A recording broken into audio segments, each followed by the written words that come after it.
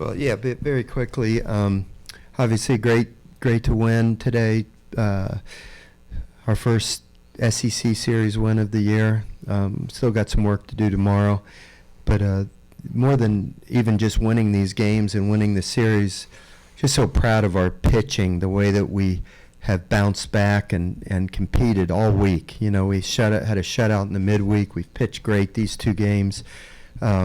This guy to my right competed as hard as he can all day today against a really tough lineup. And I thought Gavin Braylon caught him extremely well. And we played great defense again today. Made a lot of big plays in the infield. They may look routine to everybody, but when there's a lot of people in the stands and you're facing a top-ranked team and your team is counting on you to make those plays, they're difficult. And the kids have risen up, and we've turned some double plays. We've just done a lot of really good things, and we've hit just enough. We had the lead there.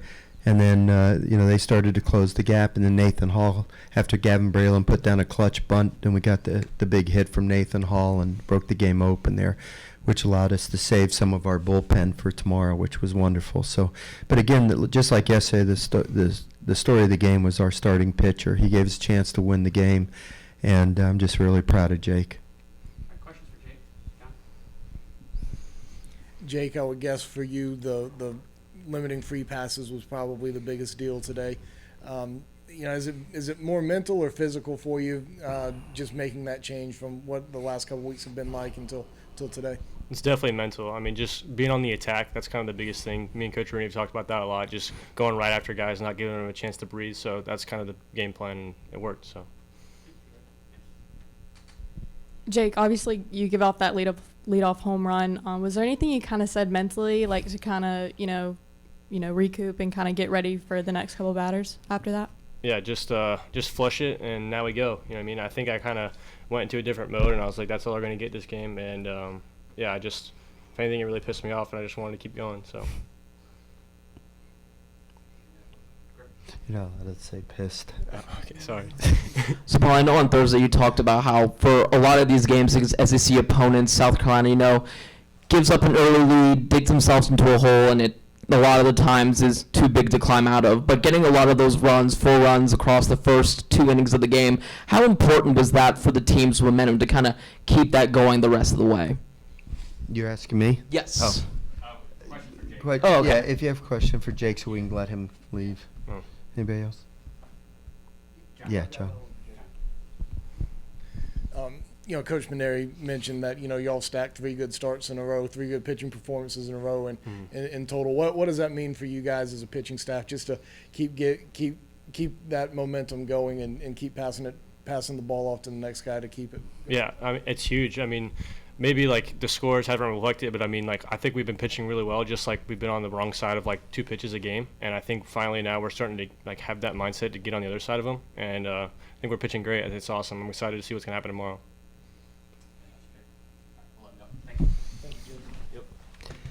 I think what Jake said is a good point. I told you even last weekend, even though we couldn't hold the big lead and whatever, I really thought the pitching was doing a good job. It's just the circumstances, the conditions, and the outstanding opponent, and they're playing at home, and just a lot of stuff can happen.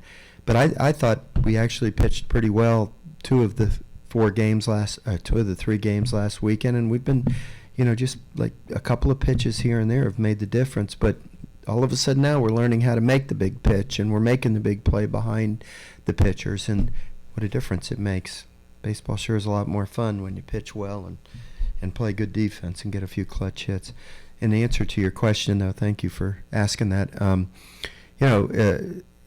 If you fall behind, then you have no choice but to not give up and keep fighting and so forth. But the problem is if you don't have a lot of home run power, you're now at the mercy of the baseball gods, so to speak. You can hit a lot of balls hard that are right at people, or they make really good plays behind them. It's kind of worked in reverse. Not that I don't think Ole Miss hit a lot of balls really hard, but they had a few. And like the ball that the kid hit with 2 men on, the last batter that Jake faced, Like when that ball left the bat, I thought it was gone. I thought it was a 3-run homer. We had a 1-run game, and it just kind of died there at the fence. And Petrie Mason made a nice catch, but that's what happens when you're on the wrong side of him. Those breaks go against you, and so that's what makes it hard to come from behind. If you can get a lead, and then you can, still attack. Gavin Braylon put down a huge bunt there. They were crashing from first base. He put it in the perfect spot. Jackson put down a bunt and it forced the pitcher to make a throw. He throws it high. If you're losing, you can't do that. You can't do those things. You can't hit and run. You can't try to steal bases because you don't want to give away outs because they're so valuable when you're behind. So getting a lead and not having to dig out of a hole has been a very refreshing feeling that we've been able to do. But you only do that when your starting pitcher goes out there and pitches great for you. How much does it mean to the pitching staff as a whole to stack some of these starts and appearances on top of each other, just to, for guys to say, this guy's doing it, I can do it too? Well, everything in baseball is contagious. It's a confidence thing, and hitting's contagious, but so is good pitching. And Brandon Stone was a great leader yesterday. Jake was a great leader today. This past midweek, all those guys that pitched, Jackson Susie got us off to a great start. Guys came out of the bullpen and did the job. So, yeah, it gets contagious. They start feeding off of each other, and they start having high expectations for each other.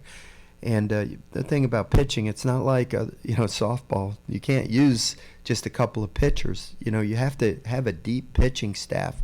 And, if one guy steps in and doesn't do a good job, it reflects on the whole team. So nobody wants to let the team down. And I'm just really proud of the guys, it's so easy to, I've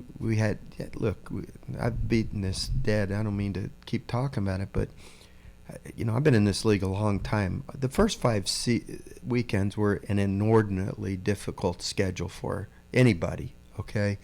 And the whole year really is an inordinately difficult schedule. We don't have any breathers. Some of the other teams you could look at one weekend and say they might have a breather. It's, 3 easy wins. We don't have that, and just keeping the kids' chins up and keeping them playing hard and keeping them, believing in themselves is essential. I've said this many, many times. A coach earns his paycheck when things aren't going great. It's easy to coach a team when you're, winning every game and you're so much more talented than the other team. But, just to keep the kids believing in themselves and keeping their chin up is essential. And nobody's given up. Look, we got a tough game tomorrow. I'm not taking anything for granted. We're playing Ole Miss, for goodness sakes. We're not playing the Little Sisters of the Poor. But if we can have a good game tomorrow and win all 3 games in a weekend, who knows what's going to happen? We got 4 weekends left after that. I've been there before, and I've seen some miraculous things. We'll see what happens. Nobody's given up. Coach, you kind of mentioned it about how you guys were making some routine plays kind of early on, and that's kind of been a problem in the past for y'all. But Ole Miss is hitting to 5 double plays, I think, so far. Yeah. What, as a coach, have you seen? What's been the difference in them being able to make those plays now? Well, I think we've played pretty good defense all year. I think we're fielding. Aren't we fielding over 980? 978, 979. Yeah, but in conference play, we're fielding, I think, over 980, 985, something like that. So, yeah, listen, these are not robots we put out there on the field. They're human beings, and nobody's perfect. Kaz, for example, he went through a stretch where he didn't feel real confident out in the field. Now he's making every play. We've always known Carry-On and Scobie are great. We know Hollins is great. Kaz is being a leader, making big plays. We've made really good catches in the outfield. Last night, Mayshore made a really great running catch into the wall in left field, down the left field line.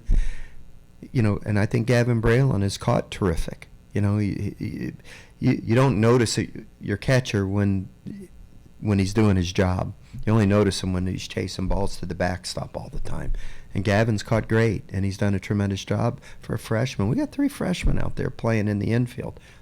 There are not any other, as far as I know, any other SEC teams doing that. So all this is going to pay off for us in the long run, beyond this year as well. What do you think of the new uniforms? What do you think? You're the opinionated one. Come on, you tell me. I'm not a great uniform guy. I mean, I think they're sharp. Yeah, I do too. The players want to wear them again tomorrow. So Jamie Carl said he'll stay up late and do the laundry so we can wear them again tomorrow.